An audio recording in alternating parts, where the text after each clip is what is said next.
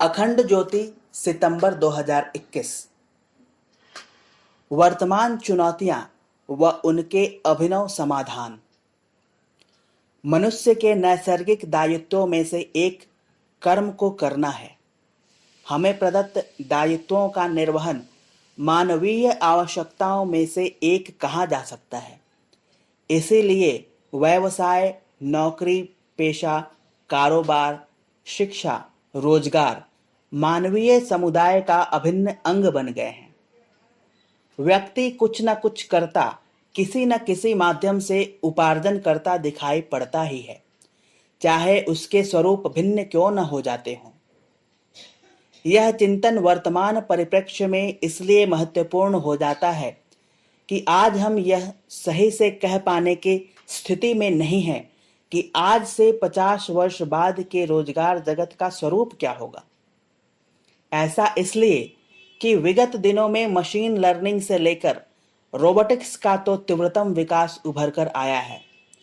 वह संभवतया आगामी 50 वर्षों में रोजगार जगत को वो स्वरूप दे चुका होगा जिसका अनुमान भी आज लगा पाना संभव नहीं है। आज तकनीकी क्रांति के कारण हम समाज के लगभग हर हिस्से में ऑटोमेशन को घटता हुआ देख रहे हैं। नैसर्गिक रूप से ऐसा होते देखकर अनेकों को यह डर लगता है कि क्या सभी कुछ स्वचालित हो जाने के बाद इंसान की रोजगार क्षमता शून्य हो जाएगी। ऐसा नहीं है कि ऐसा डर लोगों को पहले नहीं रहा।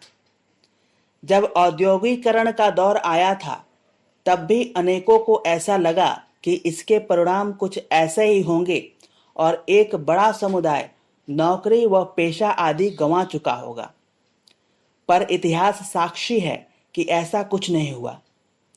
रोजगार की संभावनाएं बढ़ी भी, लोगों का जीवन सुखमय भी बना और समृद्धि व संपदा के अनेकों नए अवसरों ने भी जन्म लिया। इन सब आश्वासनों के बावजूद इस बार लोगों के आशंकित होने का कारण भी वाजिब है। मनुष्य के भीतर हम दो तरह की मुख्य शक्तियां पाते हैं। एक को शारीरिक बल तो दूसरे को बुद्धि बल कहा जा सकता है। औद्योगिकरण के दौर में मशीनों ने मानवीय शारीरिक श्रम का स्थान तो लिया, पर तब भी उन पर बौद्धिक नियंत्रण इंसानों का ही था। कृषि, उद्योग इत्यादि में ट्रैक्टरों के आने पर, कारखानों के लगने पर इंसानों की भूमिका घटी नहीं बल्कि बढ़ी ही, क्योंकि संचार, सूचना, विश्लेषण जैसे बौद्धिक कार्य इंसानों द्वारा ही किया जाना संभव था।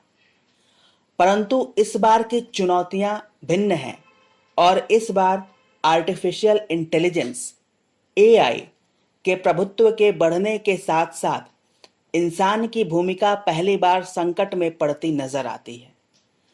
सामान्य रूप से एआई का नाम आने पर लोग यही सोचते हैं कि बात कंप्यूटर्स की हो रही है, परंतु ऐसा नहीं। जीव विज्ञान से लेकर सामाजिक विज्ञान के क्षेत्र में आज हम स्वचालितीकरण को या ऑटोमेशन को होता हुआ देख रहे हैं। उदाहरण के तौर पर गाड़ी चलाने का काम बौद्धिक शारीरिक क्षमताओं के अतिरिक्त अनुमान लगाने की क्षमता का भी है। गाड़ी चलाने वाले को यह अनुमान होना जरूरी है कि जो व्यक्ति सड़क के किनारे है वो किस गति से सड़क की ओर आ रहा है, ताकि वो समय पर ब्रेक लगा सके।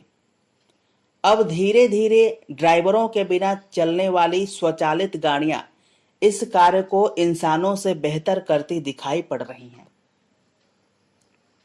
क्योंकि हम भारत में ऐसा घटते नहीं देख रहे हैं, इसलिए हम यह अंदाजा नहीं लगा पाते कि आज हजारों से ज्यादा ऐसी गाड़ियां अमेरिका व यूरोप की सड़कों पर उतर चुकी हैं और एक दशक के भीतर वे संभवतया पूरे विश्व में दैनंदिन तौर पर उपयोग में लाई जा रही होंगी।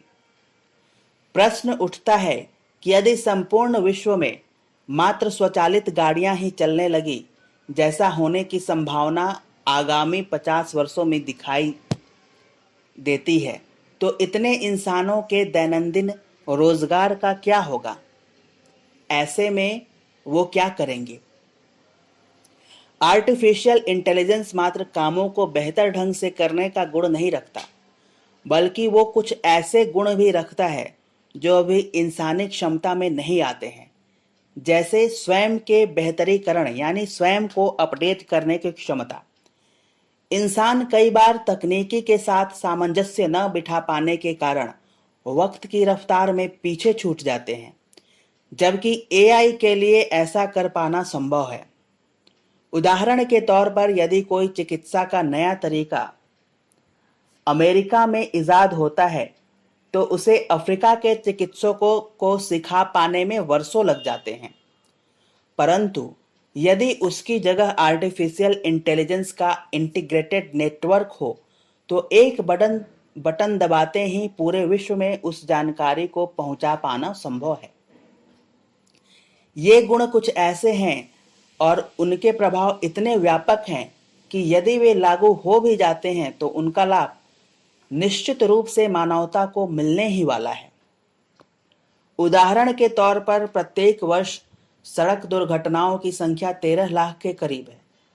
यदि सभी जगह स्वचालित वाहन हों तो इनमें से 90% को तुरंत रोक पाना संभव है, क्योंकि सड़क दुर्घटनाओं में से लगभग 35% दुर्घटनाएं शराब पीकर गाड़ी चलाने के कारण, 30% तेज चलाने के कारण, 25% ध्यान बंटने के कारण होती हैं।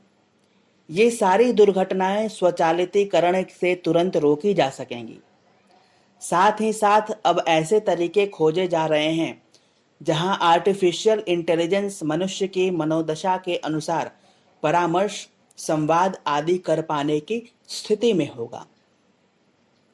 संभव है कि कुछ दशकों बाद व्यक्तिगत संबंधों में भी उनका प्रवेश होने लगे, जहां ऐसा होता देखकर यह लग सकता है कि लगभग सभी मानवीय क्षमताओं व दायित्वों पर मशीनों का वर्चस्व स्थापित होने जा रहा है, तो वहीं यह भी सत्य है कि यदि सभी दैनंदिन कार्यों को ऑटोमेशन के द्वारा पूरा किया जा सका तो फिर मानवीय क्षमताओं का और बुद्धि कौशल का उपयोग उन कार्यों को करने में किया जा सकेगा जो आज मानवता के अस्तित्व के लिए चुनौती बनकर खड़े हैं, और इन कार्यों में असाध्य रोगों के उपचारों से लेकर पर्यावरण संकट के समाधान सम्मिलित हैं। सारांश में ऐसा कहा जा सकता है कि ऐसा होने के कारण उन क्षेत्रों में मानवीय रोजगार की संभावनाएं जन्म लेने लगेंगी जहां आज लेती दिखाई नहीं पड़ती हैं। उस दृष्टि से आने वाले भविष्य को इंसान व मशीन के बीच प्रतिस्पर्धा का नहीं बल्कि सहयोग का कहकर मापना उचित होगा। यदि ऐसा हुआ तो आज के समय की एक महत्वपूर्ण आवश्यकता अभी से मानव समुदाय को उस तरह के समय के लिए तैयार करने की है। ऐसा इसलिए कि औद्योगिकरण के समय मशीनों को चलाने के लिए इंसान को बहुत ज़्यादा प्रशिक्षण देने की ज़रूरत नहीं पड़ी थी। गाड़ी चलाने से लेकर कारखानों के उपकरणों को नियंत्रित करने का कार्य ज़्यादातर लोग कुछ दिनों के प्रशिक्षण से ही सीख जाते हैं, परंतु आर्टिफिशियल इंटेलिजेंस को नियंत्रित करने के लिए एवं उनसे इंसानों की तरह काम लेने के लिए जिस बुद्धि कौशल की आवश्यकता पड़ सकती है, उसके लिए अभी ज़्यादातर लोग तैयार नहीं दिखाई पड़ते हैं।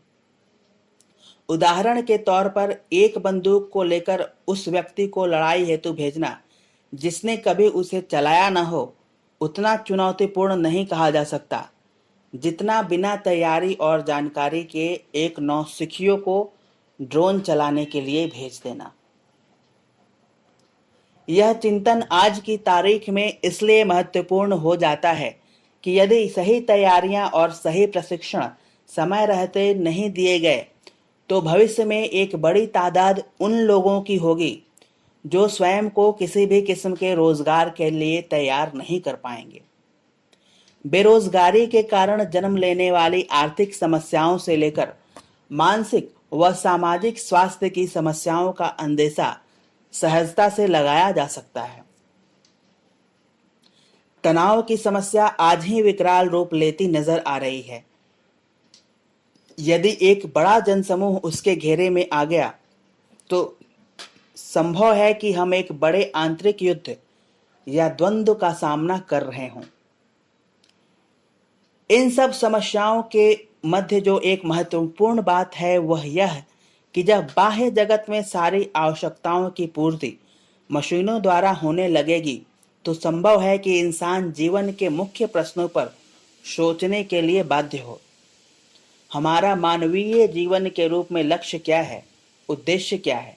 ये प्रश्न आज मनुष्य को व्यथित नहीं कर पाते हैं, क्योंकि उसकी समस्त ऊर्जा नौकरी करने व पैसे बटोरने में चली जाती है।